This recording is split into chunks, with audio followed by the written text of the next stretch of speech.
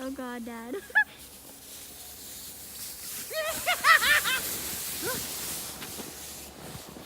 Oh no!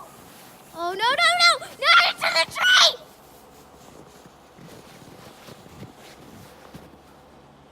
Okay, bye, Dad. Oh shoot. Oh shoot. Oh shoot. Hey guys, you know I can't stand the word job. It stands for just over broke. You shouldn't do it. There's another word that I really take umbrage with. It's vacation. That implies you need to get away from real life. Look, I might be here in Aspen with my family for a week, but I'm not on vacation. I'm not trying to get away from anything. I'm here working for you and working with you. I love life. Having these laundromats allows you to make this cash money while you're doing the things you love, while you're passionate about things. Join the club, join me. Skiing is my passion. What's yours and how are you gonna get there? Really, ask yourself, douche.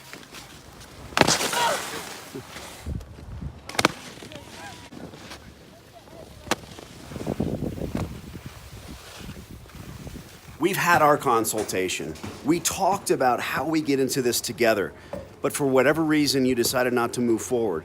I get it. This video is to make you understand that I'm here for you.